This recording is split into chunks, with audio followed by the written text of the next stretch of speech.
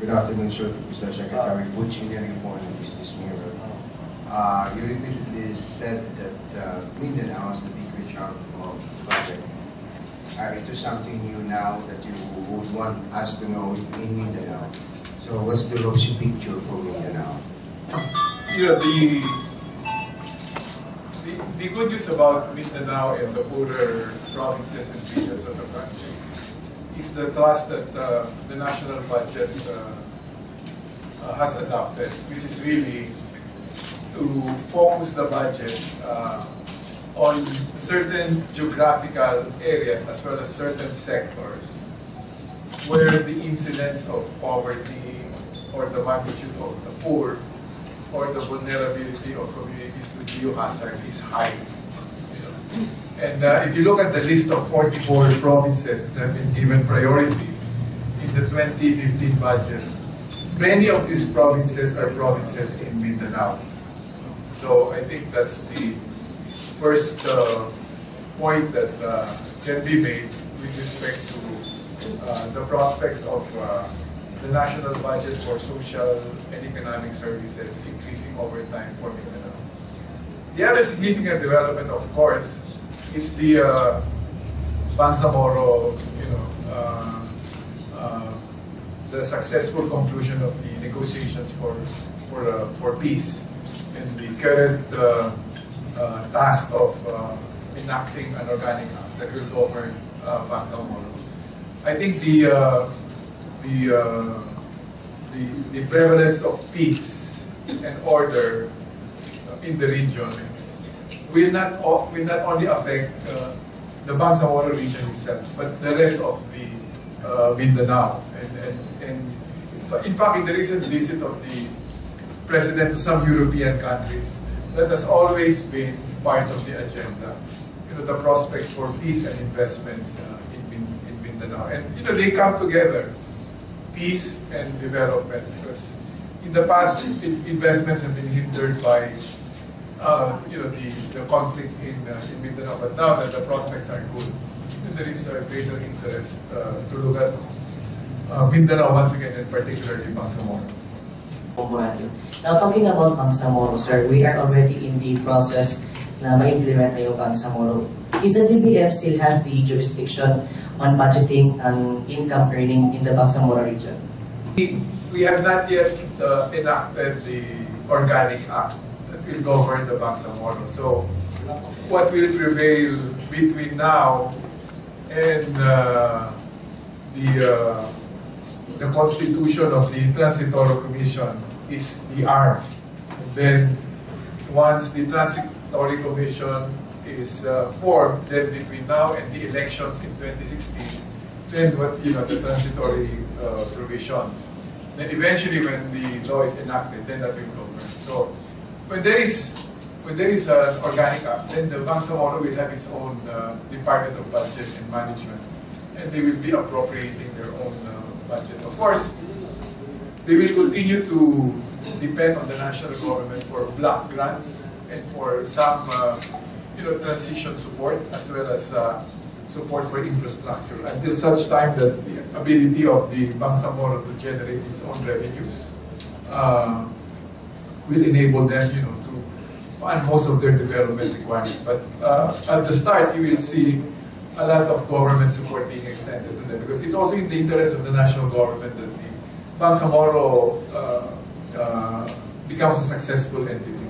As a follow-up, in terms of income generation, provided the fact that if it would be enacted, so they're going to have their own DBM as a Bangsamoro. But yes. But how about, sir, yung income nila, yung wealth sharing nila, dadaan din po pa sa DBM ng national government and aside from the DBM ng Bangsamoro? Well, right now, for government taxes collected in Bangsamoro, the sharing is 70-30. So 70% goes to the arm right now, and 30% stays with the national government. Now, under the Bangsamoro Act, the sharing has been increased to 75-25. And there is a provision there that for the next 10 years, if I'm not mistaken, the 25% share of national government will stay with the Bangsamoros, which means they get 100% share of the revenues collected by national government in ARC. Now, that is not including the taxes that they themselves, like other LGUs, can generate. You mentioned earlier po the devolution of power for the future. Pero right now, ano po yung mga devolved na functions ng government, and what would need to be devolved further to have this, what you mentioned earlier, na direct release of funds from the national to the probably CSOs or LGUs, so that the accountability is direct na rin. So what should be further devolved, and maybe clarification of what functions are already There's devolved? still a lot more to be devolved, because right now it's health, social welfare, agriculture, social services, DNR. So there are still limited functions that need to be that are devolved. And in fact, in some of those devolved functions like DA, we're actually suffering a bit because the extension work that should have been also been devolved is not happening because there are no extension workers. So, but as I said, the national government is committed to a meaningful devolution, which really means that when we say meaningful, there is really transfer not just of resources but of power, and we want to be able to see that happen, because a lot of the work that government is doing right now is really work that should be in fact done by local government units. But the problem is like what we're experiencing with Yolanda and Bohol earthquake. There seems to be wanting capacity on the part of local government units, to absorb resources or to undertake critical functions like infrastructure. And unless that is developed, it's very likely that some, maybe in the minority of the LGUs, would advance further than the others, like what is happening now, Cebu, Davao, Bacolod, Cagayan de Oro, while the others will continue to lag behind, especially the 4th and the 6th class provinces. We want to use the experience with the bottom-up budgeting for us to determine what sort of assistance can we extend to a local government unit so that they can develop that capacity. And we're not just talking about local officials, as I mentioned earlier. We want to see the functions of planning, budgeting, accounting, project management be strengthened in local government units. Because I think in the end, that will make it possible for them to really absorb what is devolved to them by way of resources and power. I'm Joey Gaspina po from GMA. I would just like to ask po, are there any updates po ba on AGAP lobbying DAP to Supreme Court, and how will issue Supreme Court ruling on DAP affect po ba sa 2015 budget proposed po natin? Not yet decided on the MR. But for us, the MR addresses 5 issues.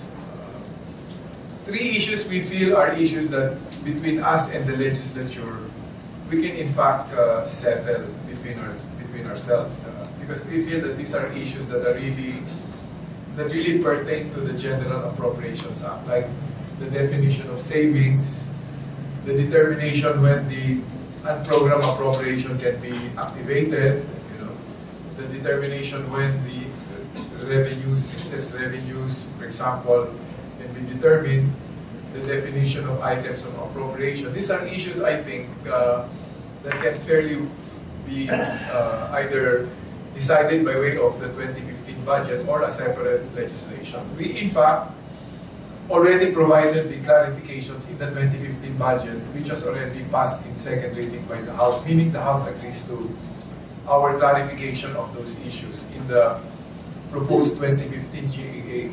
But to make it even more permanent, we propose a bill to the House. So So that, because the GAA changes every year, but a law is more permanent. But there's been no action on the part of Congress with respect to the proposed legislation. The other remaining issue that was raised in the Supreme Court has to do with the cross-border transfer of funds from one branch of government to the other. We feel that is legitimately a constitutional question, and we await the Supreme Court's judgment on that. But there is one other issue that I think for us is even more important, because, as I emphasized earlier, it undermines two important presumptions, especially important for people in government. Number one, the presumption of innocence. Number two, the presumption of regularity when public officials perform their responsibilities and functions. Why is this an issue? Because of the principle of operative fact. When the Supreme Court declares a law unconstitutional, normally the effects of that law are considered void. But because of the doctrine of operative fact, which states that when a law or an executive issuance is declared unconstitutional, the acts committed prior to the declaration of unconstitutionality should be considered in good faith. Both the actions as well as those who acted. And therefore, the application of the ruling on unconstitutionality should be prospective. It cannot be made to apply retroactively. Now, what the Supreme Court did was to say that the act should be considered done in good faith, but the authors, the sponsors, and the implementers should be considered in bad faith unless they prove that they are in good faith. Which is really strange, because you cannot separate the action from the actor. So if the act is in good faith, the actor must have done it also in good faith. But those two paragraphs that found their way in the Ponencia, which is the main body of the decision, distorts that. Because what happens now is the act is considered in good faith, but the authors, the sponsors, and the implementers, including our other officials in DBM, and including many line agencies. And this will apply even to acts and practices committed before us, before our administration. So it will have a serious impact on the way, people in government will behave if you presume their actions as done in bad faith, and you presume that what they do is not regular, and they have to prove that it's regular, and they have to prove that it's in good faith. People will not mind to sign checks, they don't want to sign documents in that outlet. So we're hoping that the Supreme Court listens to, not just to us, but also to the points already raised, so that we can revisit this and perhaps either delete it or reinterpret it in a way that affirms that all acts done before declaration of unconstitutionality should be considered good faith for both the acts done as well as for the actors who perform them. I would like to follow up po regarding din po doon about sa DAP. What is your comment din po regarding COA's audit report that DAP fell short on its goal to accelerate government spending services and programs? As we speak, we should be able to respond already to that, because I think the findings that, I don't know if it was reported correctly or it was over-reported. I think that those findings are in error. We are providing the correct numbers there. For example, the National Electrification Administration, they have actually implemented those programs. In fact, they're asking for more money from us because they need more funds to cover more ground, because we're asking them to finish 36,000 sitios and barangays by the time the president's term. And so they're really working very hard to implement the Rural Electrification Program. Same with the PIDS, the Philippine Institute for Development Studies. They got about almost 900 million. Their report to us is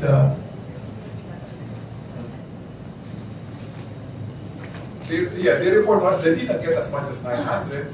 They only get about 100 billion. So they're wondering where the other 800 came from. So we are I guess going to release to the media, if not today, tomorrow morning, a more accurate report. And we have asked the agencies, the NEA, the PIDS, the PFDA, Philippine Fisheries Development Authority, and the National Dairy Authority to submit the correct figures here, because this may mislead the public, unfortunately.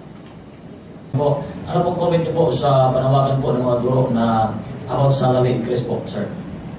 Well, we have responded to that. No? We had originally planned to complete a compensation and benefits survey, which is going to be the basis for any recommendations with respect to salary increases, for example. You know, it's important to do that survey because we have to determine what was the impact of the previous SSL3, which was completed in 2012. You know, because for example, I'll give you an example. After the SSL3, if you compare the salaries of public school teachers, you know, for example, here in Misamis Oriental, with the private school teachers, the salaries of public school teachers are much more than the salaries of private school teachers. Kaya maraming private school teachers are transferring to public schools. But that is not the case with middle managers of government or the top executives of government. I think they are about 40 to 50% lower than their counterparts in the private sector. So it's important for us to determine those particular salary grades that are still competitive and therefore may not require a higher adjustment. And then other salary grades that are no longer competitive. Unfortunately, we could not finish the study because of the succession of calamities that hit us, and of course the biggest among them was Yolanda. But we are procuring another professional agency so that we can conduct the survey and hopefully finish it in time so that we can make recommendations for 2016. In the meantime, there is in the budget a proposal to increase the performance enhancement incentive, which in the past years was provided with a budget of 5,000 per employee. Now, in the budget, there is a provision to increase it to 1 month pay for every employee, subject to, you know, certain performance standards. No? But the minimum is 5,000. But if you comply with the performance enhancement standards, then you get 1 month salary. So apart from your 13-month pay and 5,000 cash bonus, apart from the performance-based bonus, you also have performance enhancement incentive of a maximum of 1 month and a minimum of 5,000. In the meantime. You have to convince Commissioner King. I just want to know your plans regarding the newly created PAFSAM. What was your plan for 2015, considering that it has a big role, the food security and agricultural modernization? Well, I wish Secretary Pangilinan was here too. He is referring to the Presidential Advisor on Food Security and Agricultural Modernization. Okay. Well, there are 4 agencies placed under him: the Philippine Coconut Authority, the National Food Authority, the National Irrigation Administration, and I think it's the FDA Authority, Pesticide Authority. Well, with NFA, there's an ongoing leadership change there, and I think, unfortunately, the previous administrator resigned, so there is a new one that's coming in. Insofar as PCA is concerned, there's also a new administrator that's coming in. National Irrigation Administration. Well, they're pursuing the regular program. They get a 26 million budget next year. And FPA, I'm not very particular about what the development is. But Secretary Pangilinan is working closely with Secretary Rosie Alcala. They're determined to do 3 things. Number 1, increase the income of small farmers. Number two, secure the supply of food staples. And number three, increase the value added for agriculture. So I think the focus is much better now because it's not crop-centered, but really it's centered on improving the plight of the small farmers, securing our food requirements, and increasing the contribution of agriculture to GDP. I think those three objectives are what is being worked on by two secretaries. Mr. Secretary, good afternoon. The furor over that beta seems to have waned, and are we to expect a more transparent appropriation and disbursement of public funds? And what concrete measures have you taken to ensure transparency? Oh, definitely, even more so after that. Unfortunately, there was a legitimate public outcry over PIDA because we know that there were abuses committed there. But in the case of DAP, it was the Supreme Court who said unquestionably DAP did the economy well. And I saw the presentation earlier. Nadamay lang siya dun sa, a senator stood up and linked DAP to PIDA, which is unfortunate because, we have submitted in complete detail all the projects that fall under DAP. And to this day, nobody has come forward to say that those projects are irregular or anomalous. And this is in fact, a complaint of media and the legislators, especially the senators, is there is too much detail in that DAP report that you uploaded in your website. And I say, well, that's what you want. So everything is there. And I stood up on the floor for 7 hours in the Senate and explained that. And I think I explained it very well. So we are committed to further transparency. In fact, if you look at the budget proposed next year, the budget used to be 2 volumes. It's now 4 because we have listed down all the projects. Because one of the reforms that we initiated is to finally do away with SAROs, by making the GAA as the release document. But you cannot make the GAA a release document unless, for example, you have farm-to-market roads that are really listed in detail. For every road that's built in a particular barangay with a particular budget, it's listed. In fact, we're not even satisfied with that. We are now requiring in 2014 that all the roads are geotagged, meaning they have to show coordinates where they will be built so that when you use the Google Earth mapping technology, you can track the progress of the construction of a road, or you can track whether a national greening program in 5 hectares is actually being planted with the species that is in the proposal. That's how much detail we have in the budget. And that's not all. The budget is now called performance informed. Ibig sabihin, unlike before, we would just ask for money and list down the projects where they will go. We are now submitting to Congress what is the output that is going to come out of the project and what is the outcome. The output, for example, is construction of classrooms, the provision of teachers and textbooks. What is the outcome from that? For example, lower dropout rate, higher achievement test grades. So, who yung reporting namin sa budget. So, the media, Congress, and the citizens can now hold the agencies accountable for this performance, concrete performance outcomes that they promise. For example, DPWH, next year, by the end of the year, they commit to us, to the President, to the Cabinet, to Congress, that all national roads should have been rehabilitated and constructed. All. Ibig sabihin, pag meron tayong nakita isang national bridge, isang national bridge na hindi pa nagagawa by the end of 2015, then you can hold Secretary Singson accountable. By the end of 2015, 97.5% of all national roads should have been rehabilitated and paved by the end of 2015. So, if there is a national road that part of 97.1, it's still not yet paid, then you can go to Secretary Singson, or you go to Congress and report Secretary Singson. You promised this, you did not.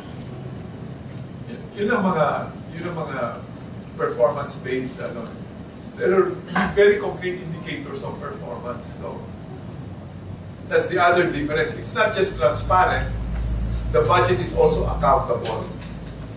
And the third dimension of the budget is it is engaged with the citizenry because, for example, the bottom-up budgeting, which the LGUs and the CSOs discussed earlier. Because now we want the inputs of the communities and the local government units in the budgeting process. So it's transparent, it's accountable, and it's engaged with the citizenry in putting together the budget. Ano ba kayong safety nets sa mapagbigyan sa pundong ito para hindi ito makawat? Kasi ang lahat na naka-receive ng pundong ito, parang inakusahan sila na kanilang kinakurakot yung pundong ito. So ano bang mga safety nets sa Department of Budget? Prior ito may ibigay sa mga recipient ng mga local government units. Well, first of all, the request has to come from them. And it's not enough that they write us. Kunyari, pag kalye, dapat may program of work. Yung program of work shows work and financial plan. Ano yung gagawin mong kalye, gaano kahaba, gaano karaming semento kailangan niya, gaano karaming bakal, gaano karaming grava, di ba? We have to see that before we can fund the project. And then the project has to be endorsed by, in the case of the Cagayan de Oro, by the mayor itself. In the case of national agency, PWH by the DPWH. So before we fund the project, those documentations have to be complete. Now, when the money is released to them, they have to submit to us a report on the implementation of the project. And together with that, they have to be now begin to be accountable to COA, the Commission on Audit.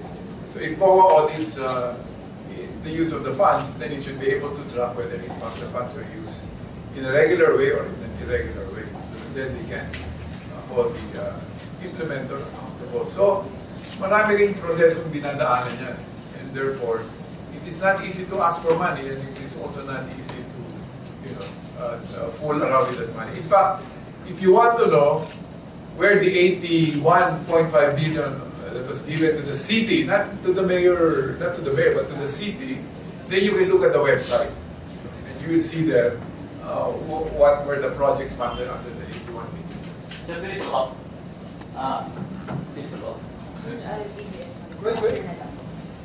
Okay.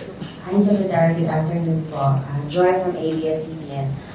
With all the controversies that the administration is going through, including the appointees right now, how is the administration going to attain the goal? Kasi it sounds like very ironic na the goal is to win the daanan. Here comes the appointees and other people in the administration are into hot water.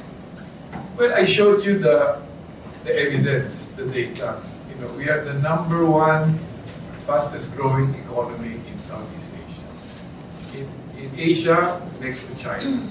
If you look at the good governance benchmarks internationally, we are the most improved country insofar as competitiveness is concerned, insofar as ease of doing business is concerned, in terms of transparency is concerned. And these are not our grading. In fact, for the first time in the history of our country, we receive an investment grade rating. That is not just an economic good housekeeping seal. It also means socially, politically, it is safe to invest in the Philippines. So, if you look at the benchmarks, if you look at the increase in investments in CCT, basic education, wala na tayong classroom teacher gap ngayon eh. In fact, you look at the opening of classes, they don't talk about the lack of classroom, lack of teachers, except siguro in cities na mahirap magpahalan lupa. No?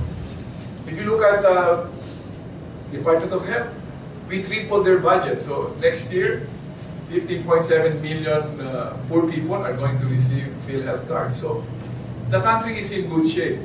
Meron lang siyempre mga tao na, who don't see it that way. And I guess these are the people who want to divert attention from the cases that have been filed against them. These are also people who may have been affected by the reforms being implemented by the administration. We revamped customs from top to bottom. And the result of that is from January to June, the customs collections has improved by 20%. But some people had to leave their jobs. Or for example, there are ideological groups who are feeling or afraid of being made irrelevant by such programs as CCT and bottom-up budgeting, where government is now being felt even in remote provinces or municipalities. And of course, there are those people who are looking at 2016 and want to see the president's ability to endorse his candidate undermined or weakened. Because they're afraid that by 2016, the president will be a key player in the elections, and his endorsement of a candidate will be a big boost to that person's candidacy. So we have to be, you have to look at the motivations behind people who are making all sorts of noise against this administration, because they're motivated by something. They may be motivated by some other reasons. Because of PDAP and the people are now more aware of the national budget and how this government spend its money. And now you said that the countries need help. But there are also questions about the gap between economic income between those that earns well and those that does not earn well. I think it's everywhere, and it's not just in the Philippines. An economic gap is happening. How would the government approach that? Everyone get its fair share of the trickle-down effect, and that to close down the economic gap between the rich and the poor. Yeah, well, this government doesn't believe in trickle-down. The strategy of pouring the resources of the country in urban centers or in the hands of a few, so that eventually, if they succeed, then the benefits of development will begin to trickle down. I think that has not worked if recent history is to be the basis. I think what the government wants to do is directly address itself to the poor. And as I said earlier, one of the biggest improvements in the government's poverty reduction program, and this is not its innovation. We learned this from Brazil, from Mexico, who implemented their own CCT programs, is the fact that now the government knows who the poor are and where they are and what is their socioeconomic profile. Why is this so?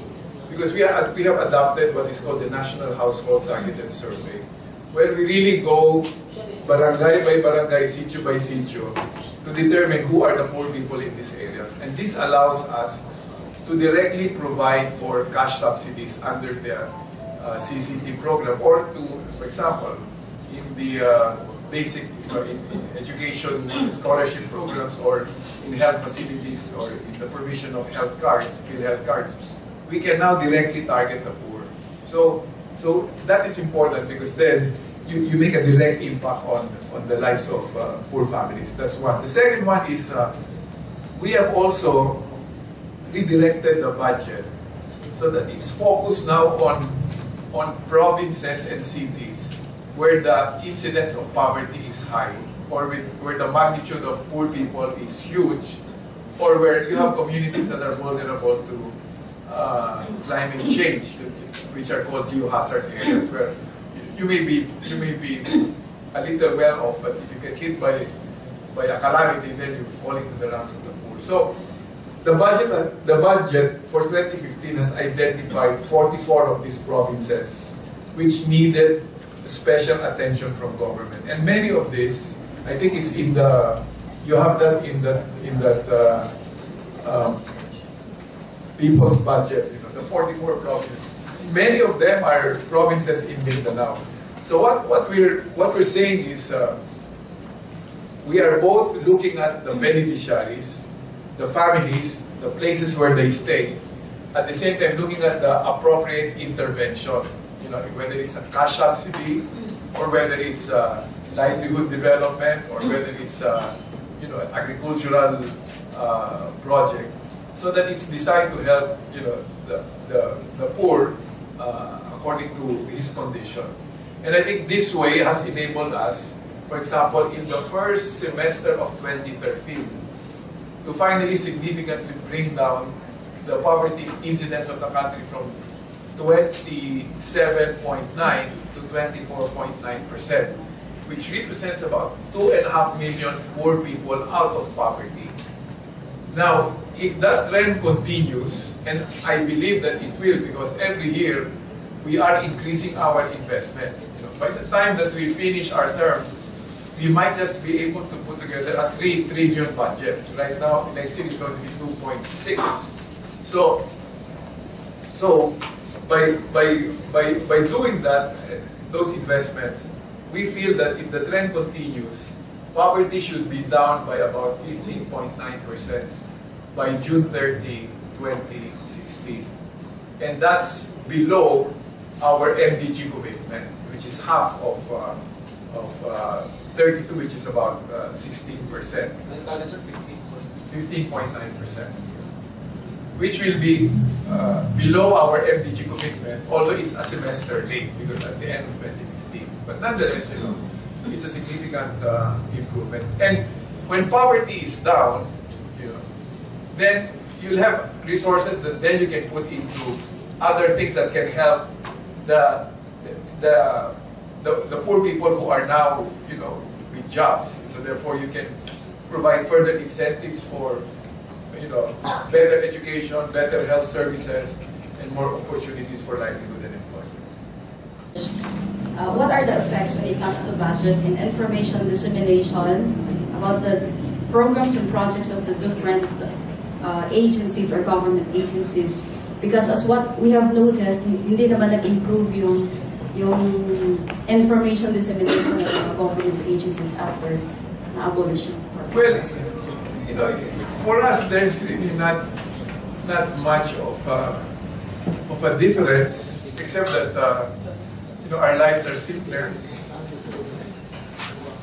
Kasi dati, of course, the legislators, keep putting a lot of pressure on the agencies so that their needs of their constituencies are met. But now that the Supreme Court has already declared it unconstitutional, so we deleted the provision on PDAP. What